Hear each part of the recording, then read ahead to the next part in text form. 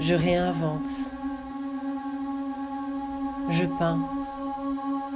Je dévoile une autre de moi. Allongée. Agrandir. Encore un peu plus d'extraordinaire. Quels que soient ses critères physiques, quel que soit son âge, son expérience, son parcours artistique, il n'y a pas besoin, si tu veux, d'avoir un CV pour participer à nos scènes.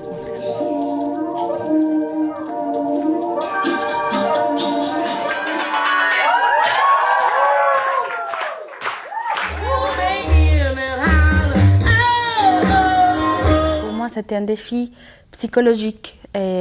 Parce que c'était très difficile pour moi de m'assurer sur scène et surtout supporter les regards des autres sur moi.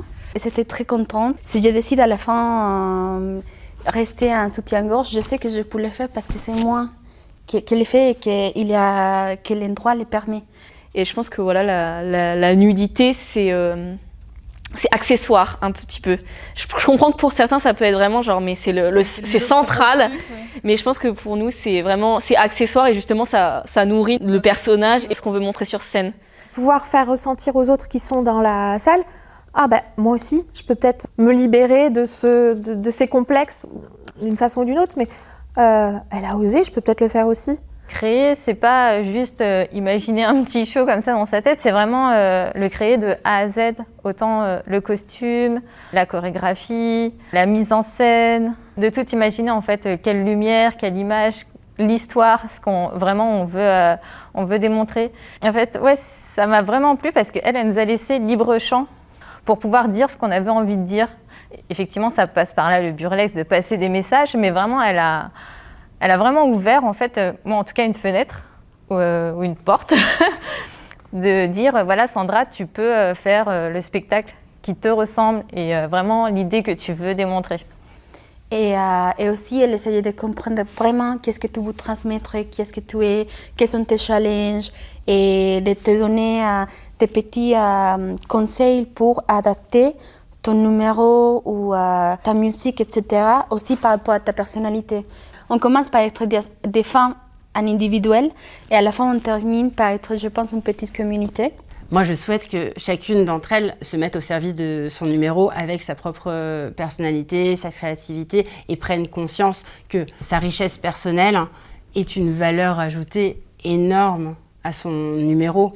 Et de par cette conscience personnelle de soi vient la bienveillance absolue dans le groupe. Il ne peut plus exister de compétition entre elles. Elles réalisent à quel point elles sont chacune uniques. Et Émilie, elle m'a dit au premier cours privé qu'on a eu, elle m'a dit mais tu parles super vite, on dirait tu voudrais pas écrire un texte et faire comme si c'était du slam.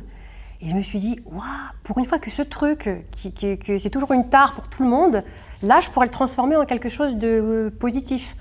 En tranquille coup, je me promène, quel que soit mon look, ma dégaine, les regards vont me mater et souvent j'ai mes formes pour vérifier en toute lubricité qu'elles correspondent à la norme. Et j'ai découvert après, quand j'étais sur scène, parce que c'est rigolo, j'avais même pas pensé à ça, le plaisir qu'on peut avoir à ce que le public, du coup, accueille ce qu'on fait et ils prennent... Enfin, j'ai vraiment ressenti, du coup, qu'il y avait un aller-retour, enfin une réciprocité. Et alors là, ça a été le pompon. Je dirais, je me suis dit, bien fait de vouloir vaincre ma peur. C'était vraiment super. Déjà, c'est normal d'avoir peur, mais d'avoir peur, ça ne veut pas dire que c'est impossible d'être courageuse. Donc, oser. Et c'est ça aussi que j'ai appris avec Émilie, d'oser. C'est rien de grave, on n'arrive pas à rien connaître et à la fin peut-être on va finir avec une belle surprise.